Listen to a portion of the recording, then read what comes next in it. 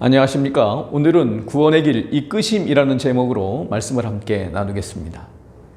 성경 룻기에 보면 아비멜렉이라는 사람이 두 아들과 아내를 데리고 흉년이 든 고향을 떠나서 모압이라는 땅으로 이민을 갑니다. 그런데 거기서 그 자신도 죽습니다.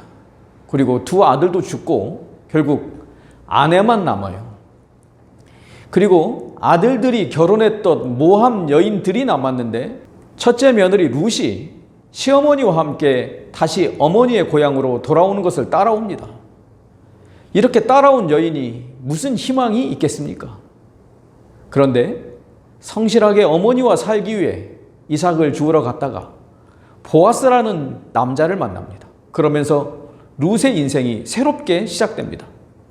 그래서 그 여인이 아들을 낳았는데 그 아들이 이스라엘의 둘째 왕인 다윗의 할아버지 오벳이었습니다. 그래서 오벳이 이새를 낳고 이새가 다윗을 낳은 것입니다. 이 족보가 단순한 족보가 아닙니다. 이 족보가 이어져서 예수님이 탄생하셨기 때문입니다. 성도 여러분, 우리는 아무도 모릅니다. 하나님께서 어떻게 우리의 인생을 이끌고 계신지를 모릅니다. 그러나 분명한 것은 하나님은 오늘도 우리를 이끌고 계시다는 것입니다. 그래서 성경 말씀은 이렇게 말씀합니다. 나를 보내신 아버지께서 이끌지 아니하시면 아무도 내게 올 수 없으니 오는 그를 내가 마지막 날에 다시 살리리라. 요한복음 6장 44절 말씀입니다. 내 인생을 누가 이끌어주고 계시다면 얼마나 든든합니까? 아무도 나의 인생에 관심을 갖고 있지 않다는 것만큼 외롭고 힘든 것이 없습니다. 그런데 하나님이 나의 인생에 관심을 갖고 계시다면 그것은 축복입니다. 그런데 이런 사실을 믿지 못하는 분들이 있습니다. 뭐 그런 게 다 있냐 말합니다. 그렇지만 여전히 하나님의 이끄심에 반응하는 사람들이 있습니다. 하나님이 나를 부르시는구나. 이 세상에 내가 믿고 의지할 분이 계시구나. 억울하게 죽지 않아도 되는구나를 깨닫는 순간 내 인생이 힘들기만 한 것이 아니라 이렇게 사는 과정을 통하여 하나님을 발견하는 축복을 누리게 된다는 것입니다.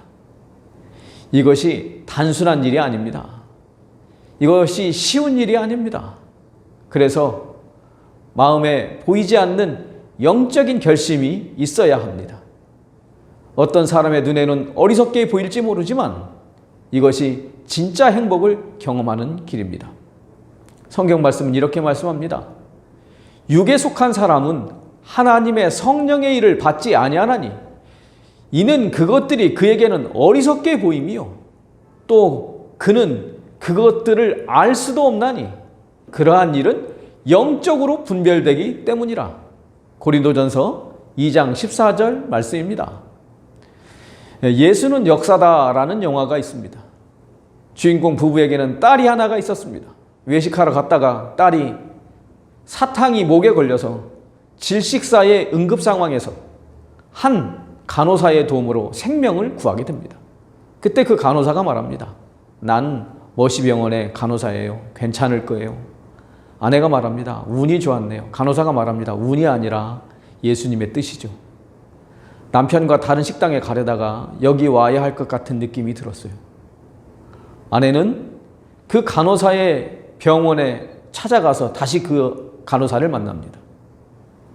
하나님에게는 만약이 없다며 하나님을 더 알고 싶으면 교회에 가자고 했고 아내는 교회에 다니며 기도도 하고 말씀도 읽습니다. 그 남편은 시카고 트리뷴의 기자인 리 스트로벨이었습니다.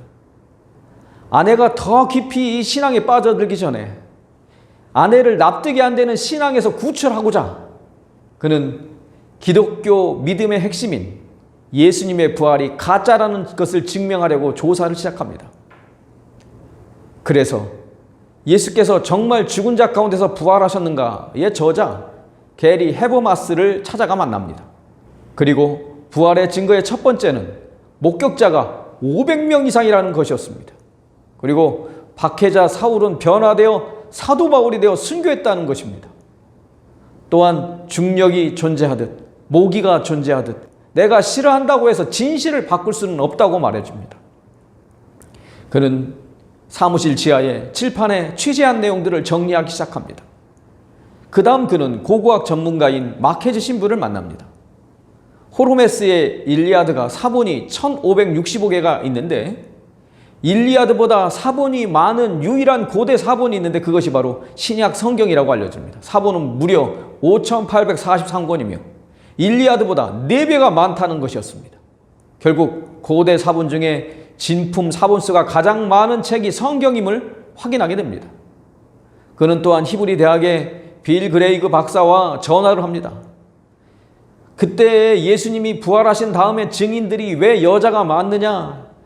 증인의 자격도 안 되는 사람들인데 왜 여자들이 많냐고 질문합니다. 박사는 왜 그랬을까요? 라고 대질문하고는 그렇게 말합니다. 사실이기 때문에 그렇게 하지 않았을까요? 이번에는 미국 정신분석가 협회 회장이며 인간 심리의 권위자인 퍼듀 대학교의 로버트 워터스 박사를 만납니다. 예수 추종자들이 환각에 빠진 것이 아닌지를 확인하려고 합니다. 박사는 환각은 감기처럼 퍼지는 것이 아니라 개인적인 것이라고 말해줍니다. 그리고 최면에 걸린 것이 아니냐고 하니까 500명이 동시에 같은 꿈을 꾸는 것은 예수의 부활보다 더 큰 기적이라고 말해주었습니다. 그는 이번에 예수의 부활의 증거라는 연구를 한 알렉산더 메서럴 의사를 만나 기절설을 제기합니다. 이슬람 신도 10억 명이 예수님의 부활을 안 믿는다는 것입니다. 그러자 의사는 코라는 AD 6세기경에 쓰여진 책이라고 말하며 기절설은 쓰레기 같은 것이라고 말해줍니다. 이유는 예수님이 처형되기 전에 이미 로마식 태형을 당했는데 그 플라그럼이라고 하는 소 가죽 채찍에 쇠구슬이 달려있는 것으로 많이 맞아서 출혈이 심각했을 것이라는 것입니다. 또한 십자가에서 숨을 쉬는 것은 손과 발을 움직여 몸을 들어 올려야 하는데 그것을 반복하다 보면 결국 죽는다는 것입니다. 그리고 로마 군병들은 킬러였고 옆구리에 창을 찔렀는데 나온 물과 피는 심낭삼출액, 즉 질식사의 증거라는 것을 이 사람이 이야기를 합니다. 그리고는 마지막으로 미국 의학협회 학술지를 보여줍니다. 예수의 육체적 죽음, 의학적, 역사적 증거로 분명히 알 수 있는 것은 예수는 옆구리를 찔리기 전 이미 죽었다는 사실. 그러므로 예수가 십자가에서 죽지 않았다는 가정의 근거한 해석은 현대 의학 지식에 맞지 않는다. 그는 다시 사무실로 들어갑니다. 그리고 그동안 연구한 자료들을 다시 살펴봅니다. 그리고는 왜 예수님이 십자가를 지셨는지의 결론은 사랑임을 깨닫습니다. 그는 눈물을 흘립니다. 그리고 하나님께 말합니다. 당신이 이기셨습니다. You win. 그렇게 해서 그는 예수님을 인정했고 아내는 남편에게 성경 말씀을 보여주고 있습니다. 요한복음 1장 12절 말씀입니다. 영접하는 자, 곧 그 이름을 믿는 자들에게는 하나님의 자녀가 되는 권세를 주셨으니. 그래서 두 사람은 무릎을 꿇고 기도합니다. 기자는 자신의 이야기를 결국 책으로 내게 됩니다. 예수는 역사다 라는 책입니다. 이 책은 1400만 부가 팔린 세계적 베스트셀러가 되었습니다. 성경 말씀은 이렇게 말씀합니다. 우리가 알거니와 하나님을 사랑하는 자, 곧 그의 뜻대로 부르심을 입은 자들에게는 모든 것이 합력하여 선을 이루느니라. 로마서 8장 28절 말씀입니다. 오늘 우리의 삶에 하나님의 이끄심을 거부하고자 하는 마음이 있습니까? 분명한 것은 그분의 사랑이 우리를 여전히 이끌고 계십니다. 오늘 우리의 삶에 있는 모든 것들이 하나님을 발견할 수 있는 기회이고 과정임을 인정하시고 이 시간 나를 이끄시는 하나님을 바라보시게 되기를 바랍니다. 그리고 하나님이 주시는 구원의 기쁨을 누리면서 살게 되시길 바랍니다. 이것이 오늘 우리의 특권임을 경험하며 행복한 믿음 생활을 하시는 우리 모두가 되시기를 바라며 말씀을 마칩니다. 감사합니다.